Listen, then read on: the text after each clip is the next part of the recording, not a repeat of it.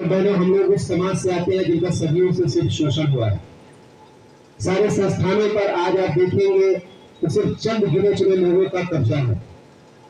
उस दौर में अगर कोई महापुरुष खड़ा हुआ जिन्होंने लड़ाइयां लड़ी और आपको एक संविधान दिया, उसमें इतनी ताकत दी जिसकी वजह से आज हमारे भी समाज के लोग सचिवालय से लेकर द्वारा तक अगर पहुंच रहे हैं तो आप उस महापुरुषों की ताकत का अंदाजा इसी बात से लगा सकते हैं। एक बार मैं एक सभा में था, मुझसे एक सवाल पूछा सज्जन ने कि आपका पूरा नाम क्या है। मैंने अपना नाम बताया तो उन्होंने मुझसे पूछा कि भाई आप तो गीता को पूछते होंगे, कृष्ण के वंशज हैं। तो मैंने कहा कि नहीं, मैं लड़ाई को मानने वाला, पेरियार लड़ाई सिंह को मानने वाला। तो इस दौर में कुछ नौजवान है जो पूरी मुखरता से अपने खिलाफ हुई जाति के बारे में पुरजोर तरीके से पूरी ताकत से सरकार के सामने आंख में आंख डालकर सवाल पूछने की हिम्मत कर रहे हैं। तो मैं धन्यवाद देना चाहता हूँ अपने सभी साथियों का जो सामने बैठे हुए हैं मंच के सामने, जो ये हिम्मत दिखा पा रहे हैं।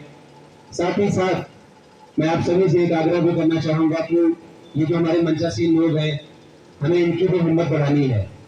इनके भी मिशन में हमें भागीदार बनना है और कोशिश ये करना है कि इनकी हिम्मत भी न टूटने पाए और हम सभी लोग मिलकर एक ऐसा समाज बनाएं जो पूज्य बाबा साहब ने सपना देखा था, उस सपने को पूरा करने के लिए पूरी ताकत से, पूरी ईमानदारी से, पूरी शिद्दत से लड़ाई लड़ने का काम करें।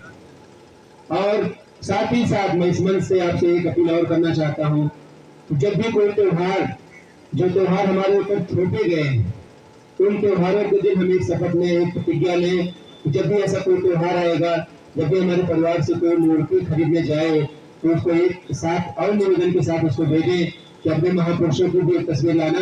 उनको ये मत मना करना कि तुम पूजा मत करो, उनको ये भी कहना तुम जिस देवी देवता की पूजा कर रहे हो उसके साथ साथ अपने एक महापुरुष की भी फोटो लगाओ और तुम फर्क देखो तुम्हारे लिए उस मूर्ति ने कोई काम किया है या जिस महापुरुष को पढ़ के जिनकी फोटो तुम आज लेकर आए हो उनके विचारों को जन जन तक फैला दो।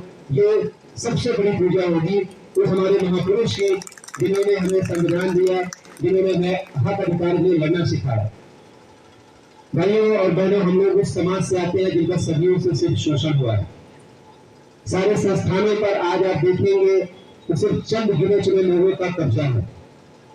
उस दौर में अगर कोई महापुरुष खड़ा हुआ जिन्होंने लड़ाइयां लड़ी और आपको एक संविधान दिया, उसमें इतनी ताकत दी जिसकी वजह से आज हमारे भी समाज के लोग सचिवालय से लेकर द्वारा तक अगर पहुंच रहे हैं तो आप उस महापुरुषों की ताकत का अंदाजा इसी बात से लगा सकते हैं।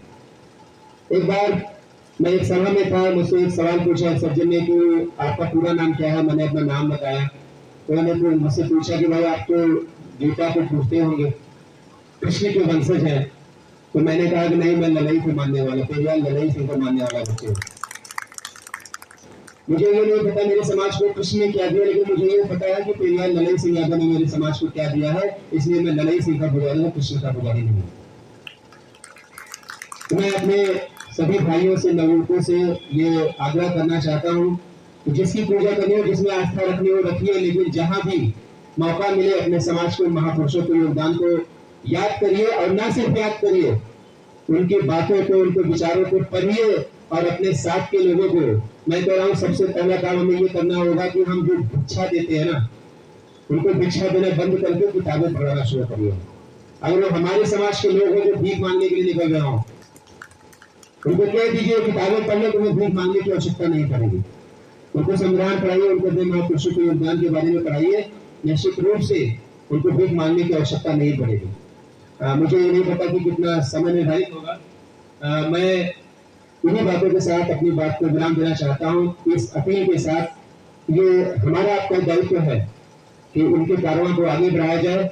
जहां भी मौका मिले हम लोग अपने महापुरुषों के योगदान को अपने समाज के लोगों तक पहुंचाएं और जो संविधान ने हमें ताकत दी है, आज सबसे ज्यादा खतरा अगर किसी चीज पे है इस सरकार में तो वो संविधान के ऊपर है।